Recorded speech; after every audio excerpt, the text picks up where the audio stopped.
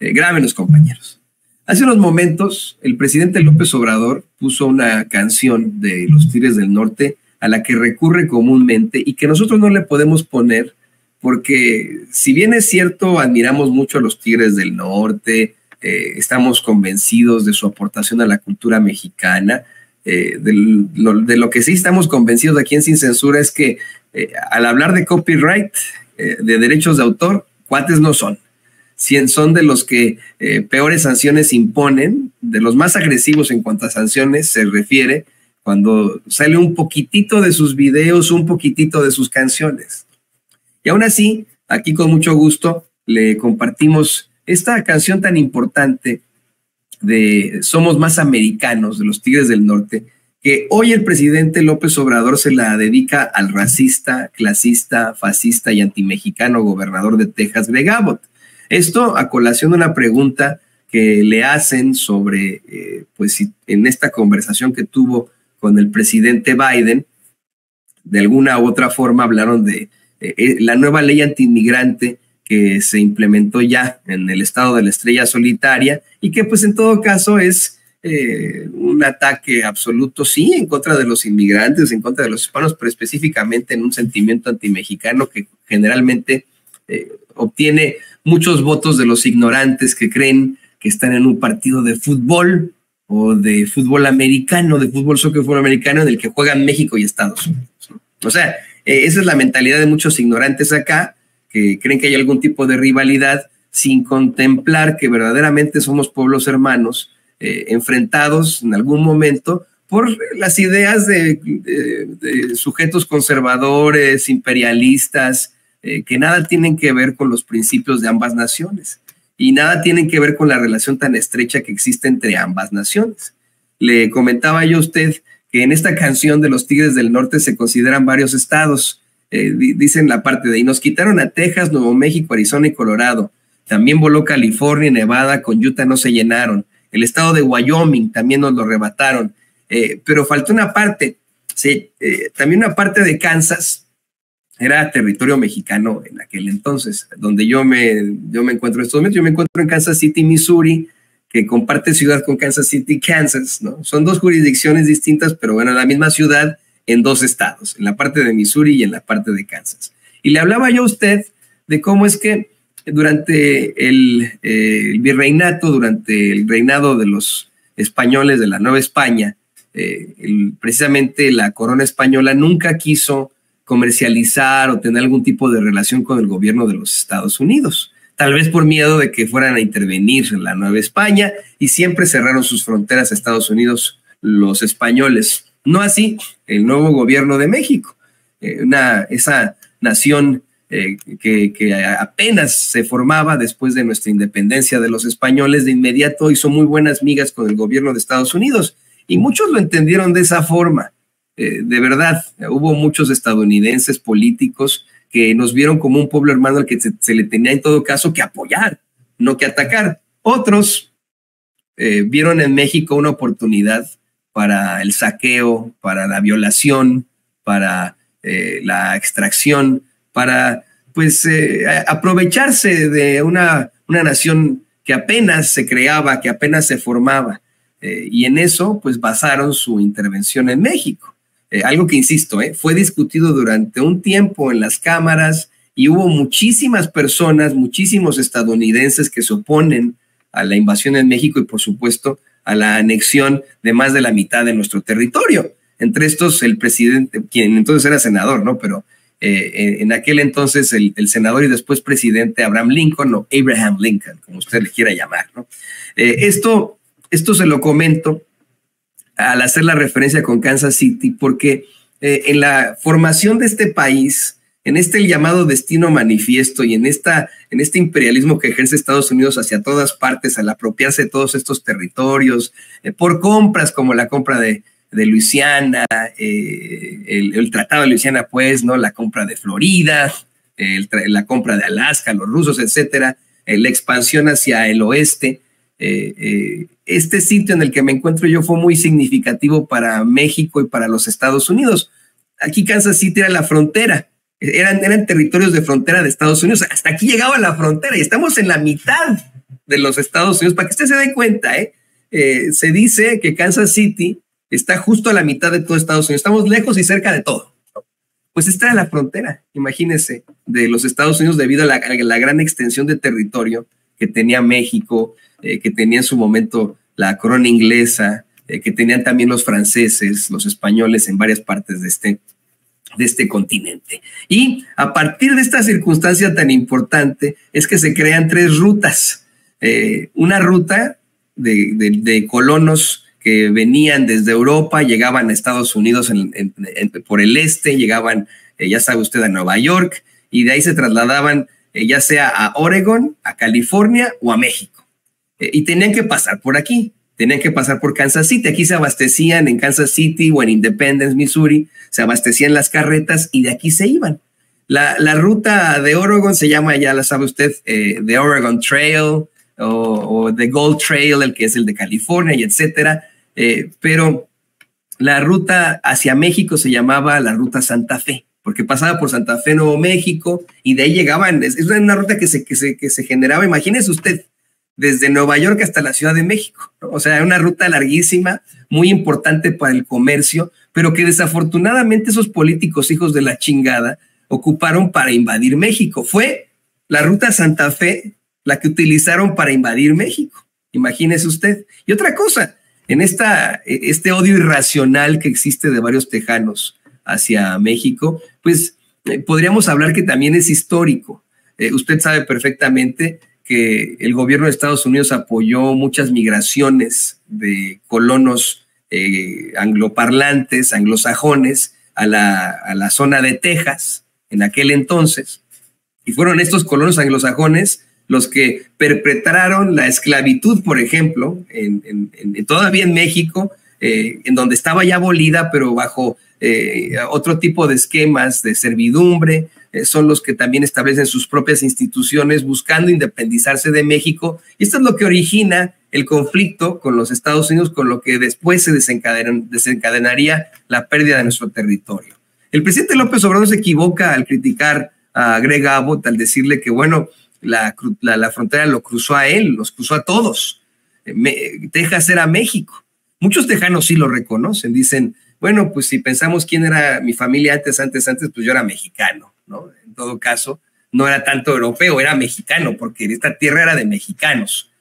Pero desafortunadamente, y desde aquel entonces, existe esta idea muy absurda de muchos tejanos de que somos de alguna u otra forma enemigos, mexicanos y tejanos, y no debe de ser así, ¿no? O sea, somos, mire, más que hermanos, ¿no? Somos lo mismo, pues, pero esta idea desafortunadamente llega a esos oídos ignorantes de los votantes tejanos que ven con muy buenos ojos leyes antiinmigrantes como la actual de Greg Abbott, una ley que criminaliza a los inmigrantes, que de la forma más desafortunada permite a las fuerzas del orden, a los policías, detener a la gente simple y sencillamente basándose en perfiles raciales. O sea, si yo voy por las calles ahí en San Antonio, por ejemplo, en Dallas, Texas, bueno, en Dallas, Fort Worth, en Austin, usted donde esté en El Paso, y me ven caminando con este pants que traigo hoy, conmemorativo de este programa especial que tenemos Sin Censura por la Navidad, con mi jaguar aquí, mi color moreno, ¿no? Y me escuchan hablar español, la policía me podría detener y exigirme que le presente documentos migratorios. La policía de Texas, no la migra, no la Border Patrol, no el Servicio de Inmigración y Aduanas, no. La policía de Texas, que no tiene jurisdicción, gracias a esta nueva y estúpida ley de Greg Abbott, lo puede detener o no ahí y hacer este tipo de circunstancias. Y si yo resultara ser indocumentado, de inmediato me llevarían a una corte de migración en la que el gobernador de Texas, una corte federal, el gobernador de Texas, que no tiene jurisdicción ahí, presiona a los jueces para que se deporte a las personas, ¿no? Esto es verdaderamente inaudito, pero de volverse loco. ¿Por qué hace esto Greg Abbott? Lo hemos platicado muchas veces. Lo que él quiere es que Trump lo nombre su nominado a la vicepresidencia de los Estados Unidos. Eso es lo que él quiere. Se han reunido varias veces, él es el que suena muy fuerte para ser su vicepresidente, y específicamente ahora que Trump ha sacado comentarios aún más racistas e infames, que ha incluso citado a Hitler al decir que nosotros los inmigrantes estamos envenenando la sangre de los Estados Unidos. Mira lo que son las cosas. Y se lo recuerdo yo a usted porque desafortunadamente tenemos miembros dentro de esta gran audiencia de Sin Censura, a la que queremos y respetamos tanto, que defienden a Donald Trump, que dicen que van a votar por él y etcétera. Bueno, él no lo defendería a usted, aunque sea segunda generación, aunque usted tenga la residencia permanente, aunque usted tenga la ciudadanía. Trump cree que usted está ensuciando, está envenenando la sangre de los blancos acá en los Estados Unidos. Esa es su idea. Lo planteó ya 2 veces. Insistió cuando se generó la controversia, le volvieron a preguntar esta semana y dijo, sí, me sostengo. Nunca he leído Mein Kampf, dijo, ¿no? En una de sus mítines. Mein Kampf es el libro que escribió Hitler en la cárcel y en el que se trata este tema. Lo trató muchas veces, pero lo trató de forma escrita y dice, nunca he leído Mein Kampf, mi lucha de Adolf Hitler, pero insisto, no me sostengo. Dice este sujeto que nosotros los inmigrantes estamos ensuciando la sangre blanca de los Estados Unidos, la estamos envenenando, que es peor, ¿no? Envenenar la sangre. Bueno, esto tiene mucho significado porque la llamada que tuvo ayer el presidente López Obrador tuvo varias aristas que quiero platicar con usted. Muy, muy importantes. Lo estaba yo documentando ahora con Candelaria, nuestra querida compañera periodista y redactora aquí. Estábamos los dos escribiendo y que ella su parte, yo mi parte, etcétera. Me di cuenta de aristas muy importantes de 2 líderes mundiales. Esto no ocurría en otros sexenios. Perdón que suene acromador, como dicen los odiadores de Sin Censura de López Obrador, pero estoy convencido que ningún otro presidente se hubiera aventado una conversación así con el presidente de los Estados Unidos, con temas tan importantes para los 2 países, y en el que los 2 países tienen voz y voto. De verdad, dudo mucho. O sea, ¿se acuerda de cuando, no sé si don David, en lo que le estoy contando yo a usted esto, se pueda buscar la imagen de archivo de cuando Peña se reunió con Obama y con Trudeau y que le hicieron la grosería esta de no incluirlo y que se daba como que las vueltas y lo ignoraban bien feo? ¿Se acuerda de esa vez? Ahorita me lo va a buscar don David en lo que le platico yo esto. Bueno, no es la misma situación, ¿eh? No es la misma situación por lo que le voy a comentar en estos momentos. Miren, el reportero de Canal 11, Luis Méndez, le pregunta al presidente sobre esta conversación que tiene con el mandatario estadounidense Joe Biden y le pregunta específicamente lo de Greg Abbott, ¿no? Bueno, el presidente empieza a detallar los temas que trataron en la conversación de ayer, que por cierto, deja esperando a Biden. Se plantea que Biden le marcó desde mucho tiempo atrás y él seguía en su mañanera hablando de lo de las desapariciones y etcétera, y lo dejó esperando. Imagínense lo que es hacer esperar, ¿no?, al presidente de Estados Unidos. O sea, hablamos de varios temas, lo relacionado con la economía, pero que pues llegaron a la conclusión de que nos necesitamos y complementamos, pues somos pueblos hermanos que deben mantener su relación comercial y se necesita trabajar juntos. Comentó que en efecto se presenta una situación extraordinaria, pues aumentó el número de migrantes que pasa por México con el fin de llegar a Estados Unidos, sobre todo venezolanos, haitianos, cubanos, ecuatorianos, específicamente en la frontera de Piedras Negras. Por otra parte, dio a conocer que le planteó a Biden que se atiendan las diferencias con Cuba, las diferencias entre Estados Unidos y Cuba, que le gustaría mucho a su gobierno que se abra un diálogo bilateral entre ambas naciones. Pues en el caso de Venezuela, ya hay acuerdos y se está usando la política para evitar la confrontación. Agregó que ambos, Biden y él, celebraron mucho que ya se esté normalizando la situación en Guatemala. Ojo, mire, esto también es muy, muy importante. Van un par de semanas de que el presidente López Obrador hace un llamado a que se respeten las decisiones del pueblo guatemalteco en sus elecciones, porque utilizando el poder judicial, como siempre, los fachos, los fascistas, los ultraderechistas, los ultraconservadores en Guatemala quisieron incluso detener a Bernardo Arévalo, el ganador de esas elecciones. Quisieron quitarle su triunfo. Y Estados Unidos y México comenzaron ahí a decir, oye, no, ¿qué te pasa? ¿De qué estás hablando? ¿Cómo que le van a... ganó? No por ser de izquierda te vamos a hacer caso, ¿no? Estados Unidos le retiró la visa a todos los funcionarios, diputados, senadores involucrados en este intento de golpe de Estado chafa, ahí en Guatemala, y México hace este llamado enérgico para que se respeten las elecciones. Al fin y al cabo se respetan, ¿no? Ya va a tomar posesión Bernardo Arévalo ahí en Guatemala, y lo celebran ambos, tanto Biden como el presidente López Obrador, celebran que pues acabe esa inestabilidad que originó la oposición de Guatemala en contra de quien pues democráticamente ganó la elección presidencial, Bernardo Arévalo. De hecho, el presidente dice, le platiqué a Biden que me llamó también el presidente actual de Guatemala, el también ultraconservador Alejandro Yamatei, que le llama para invitarlo a la toma de posesión de Bernardo Arévalo. Esta es una muy buena noticia, ¿no? O sea, ¿qué le quiere decir un presidente a otro cuando lo invita a la toma de posesión de su sucesor? Después de que hubo este problemón en el que no querían que tomara posesión, en el que no le querían respetar los resultados de las elecciones. Bueno, que los conservas ya lo aceptaron.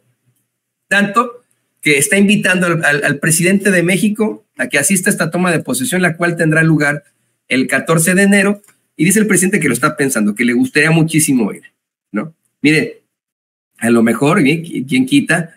Y Vicente Serrano y este servidor volvemos a Guatemala para esta toma de posesión. ¿Quién sabe, no? Lo vamos a platicar por ahí. Si usted nos apoya, podríamos ir ahí.